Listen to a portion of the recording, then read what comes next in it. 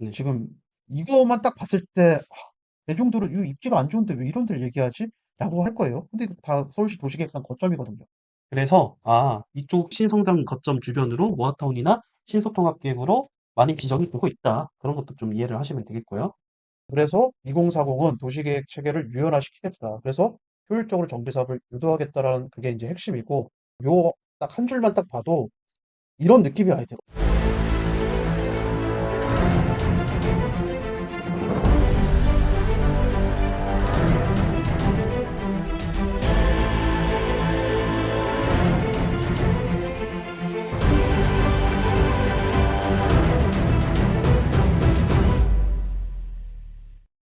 안녕하세요. 석연파파입니다.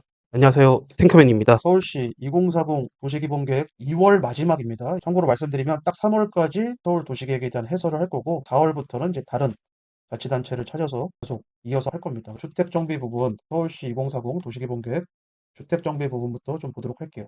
네. 자, 넘겨보면 양질의 주택 공급 확대를 위해서 도시계획 체계 유연화, 이것도 상당히 중요한데, 이 문제 제기한 거예요. 2030 도시계획의 대표적인 문제점이 사실 그 좀 타이트했죠. 뭔가 네. 유연하지 못하고, 그리고 이제 2종 7층이면 절대 막 불가했죠. 평양 받는데. 그래서 가로주택 정비사면 무조건 7층으로 한도를 제한하고, 국토교통부에서는 7층 제한할 필요 없다. 10층 이상 지어도 상관없다 하는데, 서울시에서는요, 2030 계획에 의해서 7층 이상을 지을 수 없게끔 그렇게 최대 7층이었죠. 최대 7층. 그래서 그런 아주 타이트한 도시계획이었는데, 2040에서는요, 양질의 주택 공급을 확대해야 되는데 2030 봤더니만 너무 타이트했다. 그래서 2040은 도시계획 체계를 유연화시키겠다. 그래서 효율적으로 정비 사업을 유도하겠다라는 그게 이제 핵심이고, 요 딱 한 줄만 딱 봐도 이런 느낌이 아니 돼요. 어쩌면 거점으로 지정된 곳들 일반 주거 지역을 준주거 지역으로 상향해 줄 수도 있겠네. 혹은 상업 지역으로도 용도를 변경해 줄 수 있겠네. 그런 생각을 좀 해볼 필요가 있습니다. 왜? 그 2040 계획을 계속 읽어보면은 기존의 거점이 아니었던 곳을 거점으로 지정하고 복합 개발하겠다. 특히 복합 개발하겠다는 말이 많습니다. 예, 그래서 결국은 복합 개발하려면 뭐가 필요하죠? 땅의 용도가 좋아야 된다. 상업지역, 준주거 지역이어야 되는데 서울시 이 지역들을 쫙 펼쳐보면은 사실 100% 제한 없이 활용할 수 있는 준주거 지역과 상업지역이 그렇게 많지 않습니다.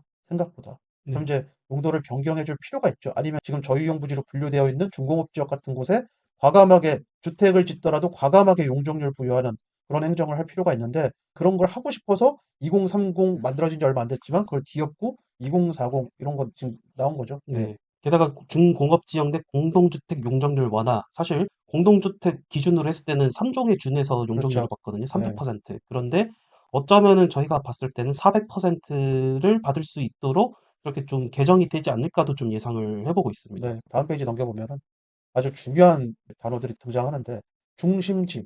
이거 일반인들이 중심지 보면 그냥 중요한 데구나라고 생각하고 넘기겠지만, 서집달 회원님들이 보면은 투자할 곳이구나. 상당히 중요한 곳이구나. 이게 거점이잖아요, 거점. 그래서 중심지의 특성을 반영해서 복합 기능, 여기서도 복합 기능이 나오죠. 복합 개발한다는데 그다음에 도시정비형 재개발 사업. 이게 뭐죠?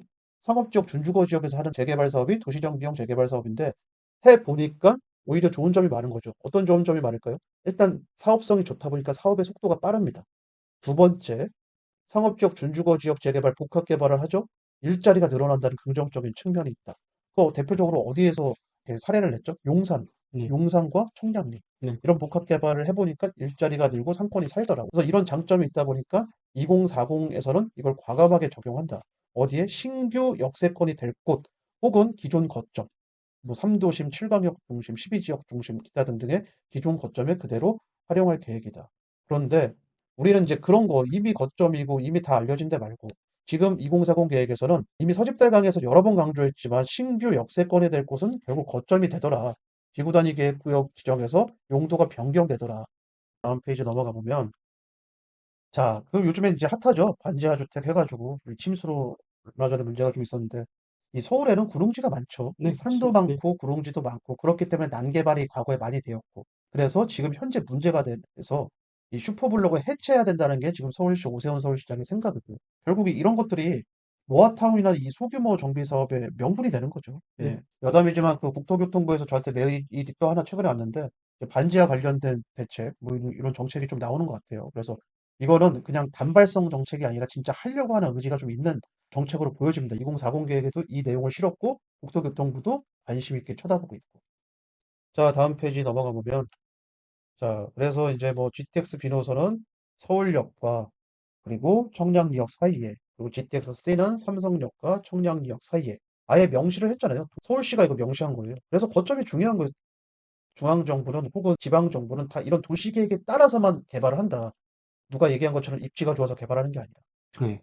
그럼 구체적으로 이미지를 저희가 이렇게 좀 따봤는데 서울역과 청량리역 사이에 있는 지역 중심이라고 돼 있습니다. 그렇다면 그 지역 중심이 어딜까?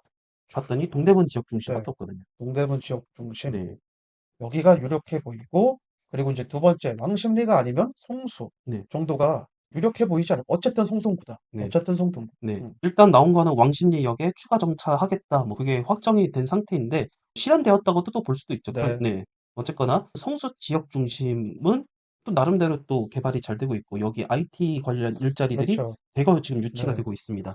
그래서 어쨌든 성동구다. 성동구는 진짜 좋은 동네예요. 네, 보면 볼수록. 네, 아, 나왔네요. 진짜 이 중요한 개념인데, 네, 특히 2040 축의 이 개발을 강조하는 2040에서는 이런 것들이 상당히 중요하죠. 홍릉 바이오나 마곡이나 쥐벨리나 뭐 DMC, 양재개포, 특히 양재개포 지금 최근에 오세훈 서울시장이 중요하게 생각하고 있는 곳이고, 마포 여의도도 중요한 그런 곳이죠. 네, 하나하나 설명을 드리는데, 네, 지금 이거만 딱 봤을 때 대중들은 이 입지가 안 좋은데 왜 이런 데를 얘기하지?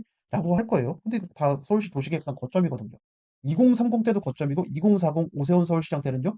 더 중요하게 여기고 있죠. 그래서 네, 특히 광운대 같은 경우 노원구청장 입장에서는 광운대를 엄청 강조하고 있고 김포공항 이거 지금 오세훈 서울시장이 서울시장 되기 전부터 계속 강조했던 그런 곳이잖아요. 네. 네, 도로도 마찬가지고. 네. 네. 특히 그 광운대 구로 김포공항 이쪽 일대는 저희가 작년부터도 계속 강조하고 있는 곳이고 수서 문정 같은 경우는 비싸긴 비싸요. 비싸긴 비싸지만 어쨌든 간에 거점 개발은 분명히 하고 있습니다. 참고로요. 높은 건물을 또 털어서 또 초고밀도로 또 짓고 뭐 그런 거 하고 있어요. 수서 문정 쪽은. 네. 네. 그래서 실제로 저희가 임장을 가봤지만 이쪽은 좀 너무 비싸서 저희가 강의에 녹이지 못했는데 어쨌든 신성장 거점 여기 네 곳은 한번 좀 주목해 볼 필요도 있습니다. 네. 그렇게 해서 이 월계 지구 중심 이렇게 해서 최근 주변에 많이 네. 지정이 됐죠? 네, 모아타운 이렇게 우이천 라인, 우이천을 굉장히 오세훈 서울시장이 개인적으로 좀 사심이 좀 담겨 있지 않을까라고 생각을 하는 게 여기도 또 이런 수상, 이런 교통망을 확충하겠다 뭐 그런 얘기도 좀 돌고 있어요. 이런 네. 것들. 그 서울시장 입장에서 지정하기에 부담이 없죠. 네, 땅값이 싸니까. 네.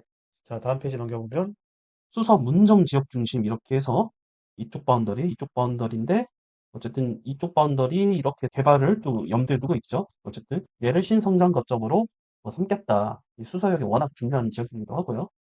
그리고 구로 지구 중심 이렇게 되어 있는데 영등포 도심과 가산대림 광역 중심이 중간 거점인데 네, 상당히 네, 중요합니다. 여기는 진짜. 지역적으로 중요한데 이 신도림역과 그리고 가산 디지털 단지는 그래도 어느 정도 개발이 좀 되었는데 여기는 좀 낙후된 느낌이 좀 여기죠. 이 강하죠. 구로구청 주변으로 허옇게 보이는 이 저층 주거지가 조선족들의 주거지잖아요. 네, 여기를 지금 과거 구로구청에서도 엄청나게 좀 시도를 많이 했어요. 이전 서울시장도 시도를 많이 했는데 다 실패했죠. 네, 근데 최근에 좀 조금씩 조금씩 야금야금 성공하고 있는데 오세훈 실장은 여기 이제 칼을 댈 가능성이 높고 그리고 또 이제 안양천이죠. 안양천이 또 이렇게 흐르고 있고. 네, 예, 그래서 건들지 않을까 강한 그 느낌이 옵니다. 네, 그렇습니다. 그리고 공항 지구 중심 여기도 마찬가지로 어, 김포공항이 이제 오세훈 서울시장이 중요하게 생각하는 거점이고, 네, 그리고 이제 네, 마곡 광역 중심 사이에 공항 지구 중심이 있고, 그리고 이 뒤쪽으로 이 허허벌판들이 사실은 이제 그거잖아요. 3기 신도시들. 네. 모아타운이 여기랑 그리고 이쪽에 이렇게 됐고요. 그리고 또 신속통합기획 또 방화 2고 이렇게 해서 이렇게 됐고 그런 것들도 좀 주목을 해야 되고 예. 그래서 이쪽 신성장 거점 주변으로 모아타운이나 신속통합기획으로 많이 지정이 되고 있다. 그런 것도 좀 이해를 하시면 되겠고요. 어쨌든 이번 2월 멤버십 2040 서울 도시개발계획 여기까지 해설을 하고 다음 3월 달에 2040 계획 이어서 해설을 하도록 하겠습니다. 감사합니다.